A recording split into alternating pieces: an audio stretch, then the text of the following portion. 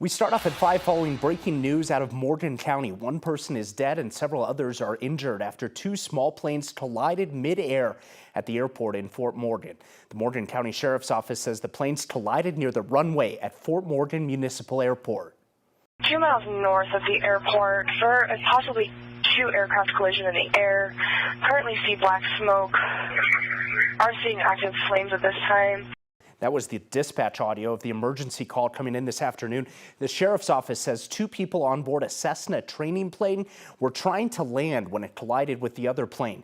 They suffered minor injuries. 2 people on board the other plane were injured. One person died at the scene while the other was taken to the hospital. No word yet on how they're doing at the hospital right now.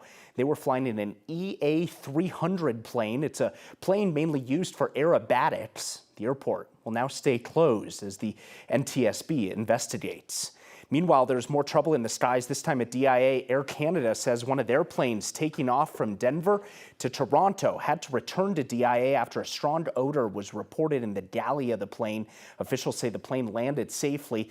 More than 100 passengers and 5 crew members were on board at the time. They used emergency slides to evacuate everybody as a precaution. One passenger suffered minor injuries during the evacuation process. No word yet on what caused that smell on board that plane. Moving to Aurora now, where police continue to investigate a shooting involving a police officer. That officer killed a man after what police say started as a traffic stop. 9 News reporter Janelle Finch was at the scene today where community members want more answers about what happened, Janelle. Yeah, even today there are still unanswered questions about what happened in this shooting. But there's no doubt a man was shot and killed, and the loss is felt by more than just those who knew him. Only a few details remain from what happened at 6th and Billings in Aurora. But what's new are the flowers around this electrical box, crossing the ground, and Alice Hayes. So, this is awful. She didn't know the man shot and killed here. She wasn't here when it happened, but she knows his story. My husband and I came out early this morning, and that's our cross. Right around here is where that young man transitioned. Saturday night, Aurora police say one of its officers tried stopping a driver for a traffic violation. Investigators say the driver crashed into 2 cars before getting out of his vehicle. APD says the man approached the officer in a fighting stance. He immediately became aggressive. Chief Todd Chamberlain says the suspect didn't comply with commands. At some point it appears that a gun was seen by the officer on the ground, and the suspect appeared to be walking towards that weapon. Witnesses say they didn't see a weapon. From my vantage point, I saw the man's both of his hands. He was unarmed, and that was very clear. Video from the scene shows the officer with his gun pointed at the man. Chamberlain maintained the officer saw a weapon. He approached our officer. There was a weapon on scene that we know without question. There was discussion by the suspect trying to either retrieve that weapon or get assistance.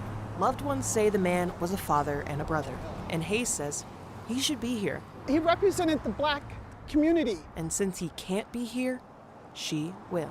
But he's voiceless now.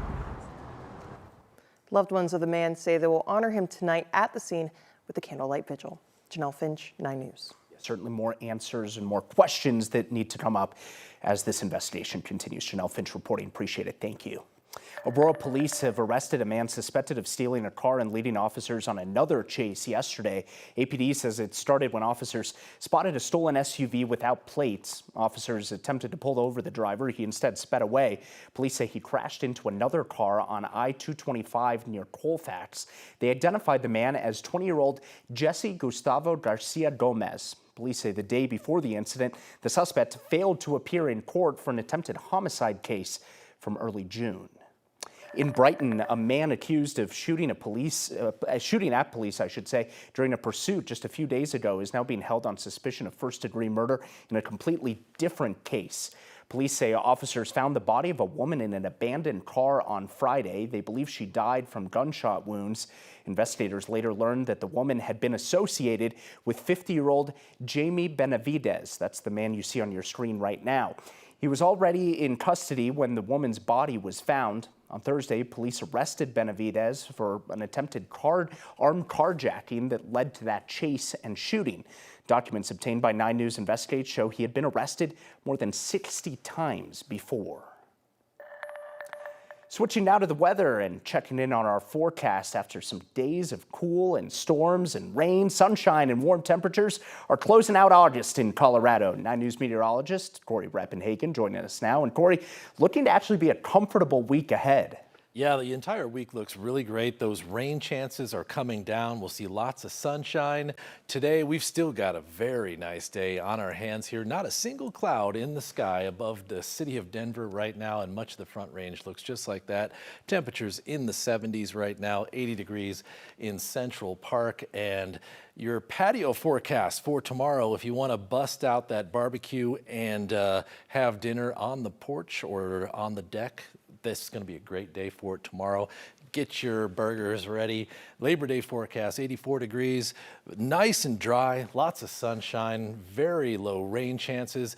Here are the actual rain chances here. A 15% chance just in the middle of the day, just because there's some increased moisture, but I would not be afraid to go outside and set that patio up for dinner. Here's the forecast for the rest of the state tomorrow. We're looking at the middle 80s here on the northeast side, upper 80s down to the southeast, and maybe 91 degrees out in Grand Junction might be the warm spot. Tons of sunshine in the mountains tomorrow. I'll have more on that drying trend for a very nice week ahead, Mark, coming up in just a few minutes. Corey, thank you.